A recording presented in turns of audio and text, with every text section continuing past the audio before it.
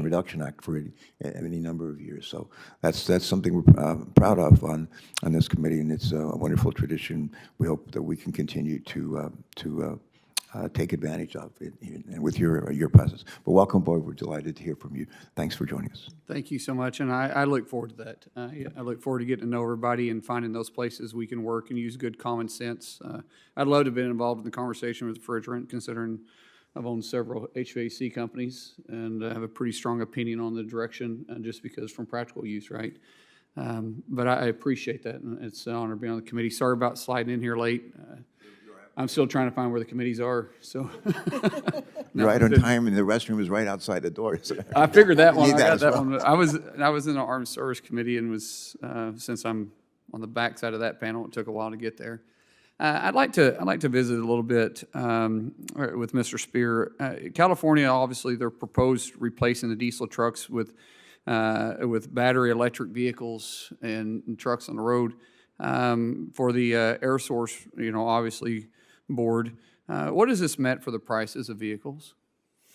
Oh, it's putting immense pressure on the sale of new vehicles, but also used trucks. Right.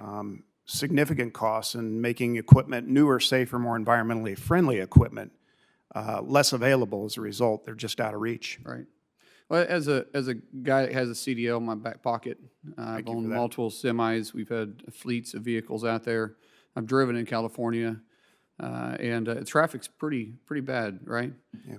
And so if you put these diesel trucks, which are already heavy, and take up a lot of room, and then you make them all electric, has anybody done a study on how many more trucks that's going to add to the road? Because we have weight issues already, right?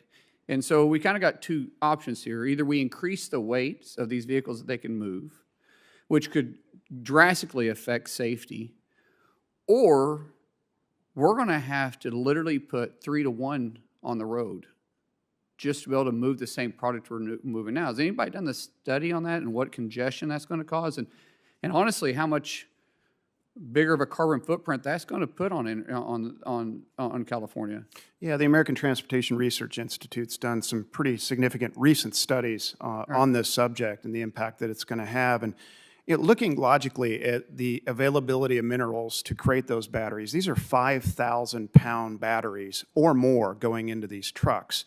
And the amount of lithium, graphite, cobalt that has to go into these batteries to process that, it's not readily available. We're not sourcing that here in the U.S. Not going to come from China. It's going to come from Congo.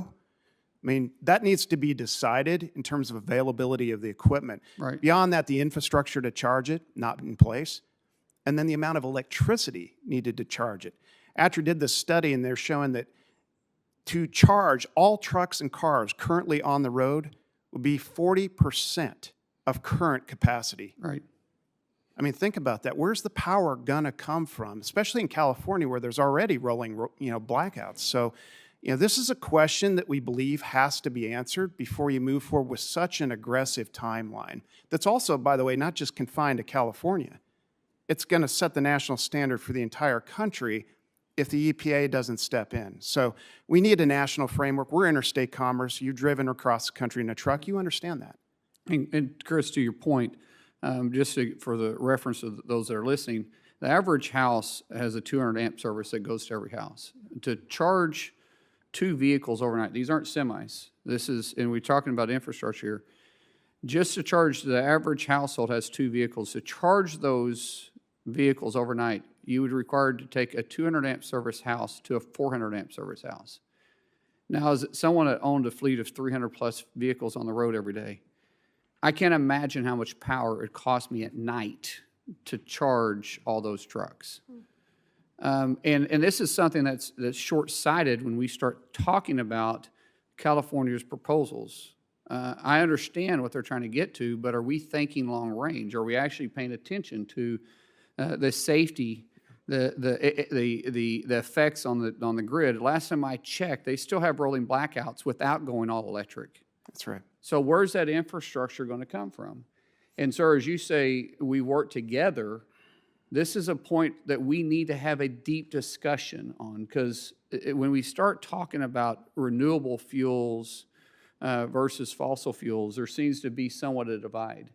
but we need to be realistic to our approach. And I'm glad that you started your introduction to the committee for me in this, because I want to be part of a solution, not of a problem.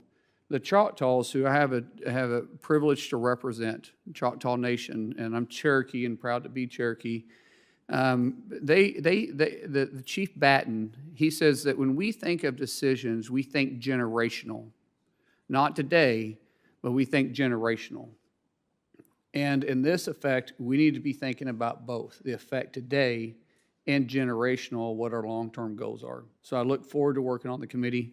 Thank you guys for being here, and with that, I'll yield back. All right, thanks. And thanks again, and welcome to our committee.